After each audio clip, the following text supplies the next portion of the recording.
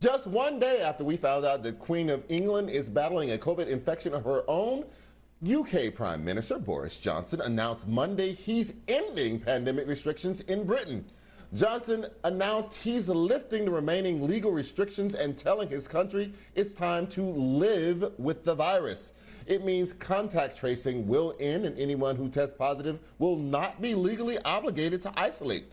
That comes as California Governor Gavin Newsom announced last week his state would be the first to start addressing COVID as an endemic rather than as a pandemic, telling a reporter at a news conference, we are moving past the crisis phase into a phase where we will work to live with this virus. According to the latest data from Johns Hopkins, COVID cases, deaths, and hospitalizations are receding dramatically. The two-week change in daily cases is down 65%, hospitalizations are down 43%, and deaths are down 19%. With these improving stats, Hawaii is now the lone remaining state with an indoor mask mandate. Also, one booster shot may protect some people for months, if not years, according to new studies. The New York Times reports that the recent study suggests that in most people, the immunity gained from infections or vaccinations will hold up for a long time. So we've been here before where we started to feel like maybe we were nearing the end of COVID, but are we? Joining me now to discuss is BNC Chief Medical Correspondent, Dr. Corey Hébert. So, Hébert, are we going to all be heading in the direction of Great Britain? I think that we will very soon, okay? So let's talk about just really quickly the stages of a pandemic. The first stage of a pandemic is actually the global pandemic. The second stage is deceleration. Now, we went through deceleration when we finished Delta and the cases started to drop dramatically. But then we started the acceleration mode again during Omicron, which means that we're still, by definition, in the first phase of a five-stage or five-phase pandemic, right? So what must we do at this point? We have to really wrap our minds around the fact that all parts of the world are going to have different ways that they're going to deal with this. But endemic really is a third or fourth stage of the pandemic or a pandemic.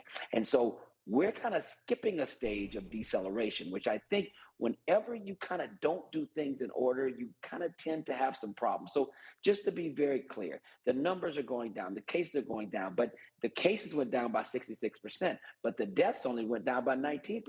We know that we have isolated the probable reason for long COVID, which is the vagus nerve. The vagus nerve is the longest nerve in the body.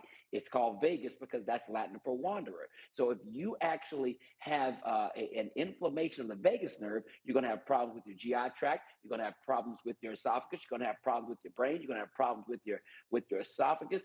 You're going to have problems with your heart, rather. And so that could be the thing that's modulating these things. We know that if you have long COVID, we know that you're going to have a huge increase in cardiovascular problems later on in life.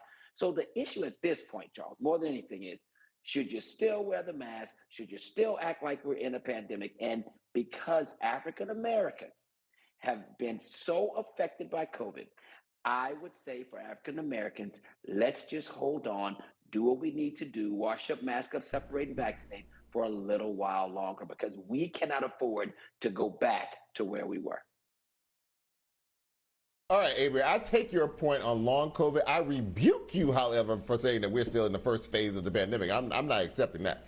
Now, let me just ask this question about. I don't want to hear it. Let me just ask this question about, the waves and the variants, right? So we had Delta, we have Omicron. Omicron seems to be waning now, but can we really say that we're in the final stages if we have enormous populations, like continental populations, like the whole continent of Africa, where the vaccination rate is so incredibly low that the virus may still be just pinging around and invariably could create another variant, or in other parts of the world where vaccination rates are incredibly low and the virus has so many people still to come into contact with, maybe infect, maybe not. Can we safely say globally that we're nearing the end of this pandemic? Well, I mean, in all seriousness, Charles, there really are 5 phases of a pandemic, and we are in phase one. I mean, I don't know how else to put it. I didn't come Okay, up with fine. this. Listen. I'm not going to argue the science with the doctor. Right, you're in the first phase. I'm just going to just absorb that. Take it. Now, keep going. Okay, all right. So the reality is that about 11% of Africa is vaccinated, just 11%.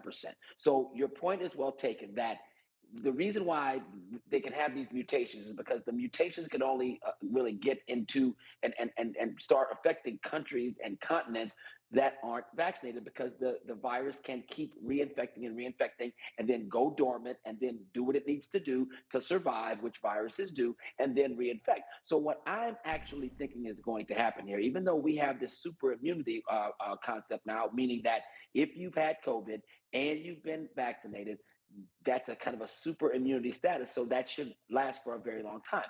But what I am thinking is that what's going to happen is that we cut the BA2 variant, which is actually running amok around the world right now, started in Denmark and all over Southeast Asia and Africa. We have still high numbers. All right. So that's the BA2 variant of Omicron, because there's BA1, BA2, and BA3. So right now, the BA2 of Omicron is still doing damage all around the world. But regardless of that, what I think is going to happen is that everybody gets calm, the numbers go down, and then the virus is around the world and it's kind of dormant, but it's setting up this mutation to hit us again one more time in the summer. That's what I'm thinking. And then after that, I think we will be good to get to Christmas and start afresh for the new year. That's what I'm thinking is going to happen. You better be right, because now you have the B2, BA2, and now next you can have the B2K, and I don't know what's going on. But listen, I'm going to take from what you're saying. Exactly, whatever.